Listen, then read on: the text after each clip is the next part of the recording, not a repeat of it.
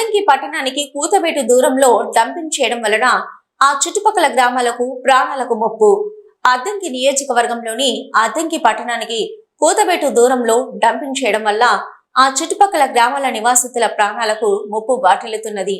సింగరకొండపాలెం మరియు చుట్టుపక్కల గ్రామాలకు ఈ డంపింగ్ యార్డు నుంచి విషవాయువులు సోకడం వల్ల చుట్టుపక్కల గ్రామాలకు మరియు ఆ పక్కనే ఆనుకుని ఉన్న గురుకుల పాఠశాలలో చదివే చిన్నారులకు, పాలిటెక్నిక్ కాలేజీలోని విద్యార్థులకు మరియు డిగ్రీ కళాశాలలో చదివే విద్యార్థులకు ఎంతో మందికి ఆ విషవాయువులు సోకడం వల్ల అనారోగ్యం పాలవుతున్నారని, దీనిని ఇంతవరకు అధికార పార్టీలకు, ప్రతిపక్ష పార్టీలకు, నాయకులకు, ప్రభుత్వ అధికారులకు విన్నవించుకున్నా పట్టించుకోవడం లేదని, చాలా దురదృష్టకరమని, ప్రజల ప్రాణాలంటే లెక్కలేని వీరికి పాలించే అర్హత లేదని, ప్రతిపక్షాల స్థానంలో ఉండి ప్రజలకు అండగా నిలబడి వాటిని నిలవరించకపోవడం సిగ్గుచేటని అన్నారు.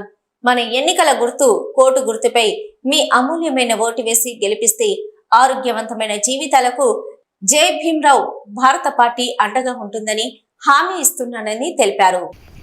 వీటిని తగలబెట్టేసి ఈ రకంగా కాలుష్యాన్ని వెదజల్లుతున్నారు. ఇక్కడ చుట్టుపక్కల పక్కనే ఉన్నటువంటి ఒక గ్రామం, వేరే వేరే గ్రామాలు ఉన్నాయి. ఈ గ్రామాల్లో ఉన్నటువంటి ప్రజలు నిద్రపోవడానికి లేదు, ప్రశాంతంగా కూర్చోవడానికి లేదు. ఆరు బయట ఈ స్మెల్కి, ఈ పొగకి ఆరోగ్యం ఏ రకంగా ఉంటుంది ఒకసారి ఆలోచించండి. ప్రభుత్వ యంత్రాంగం పట్టించుకోవట్లేదు, రాజకీయ వ్యవస్థ పట్టించుకోవట్లేదు. వీటన్నిటికంటే ఇంకా ఇంపార్టెంట్ అంటే విషయం ఏంటంటే, ప్రభుత్వ ప్రైవేటు హాస్పిటల్లో ఉన్నటువంటి వ్యర్థాలను కూడా ఇక్కడ తీసుకొచ్చి డంప్ చేసి మొత్తం తగలబెడుతున్నారు. వాటి వల్ల విషవాయువులు వెదజల్లుతున్నాయి. ఈ రకమైనటువంటి కుళ్ళినటువంటి, చచ్చిపోయినటువంటి వీటన్నిటిని తీసుకొచ్చి ఇక్కడ తగలబెడుతున్నారే. ప్రజల ప్రాణాలంటే అసలు లెక్క ఉందా వీళ్ళకి?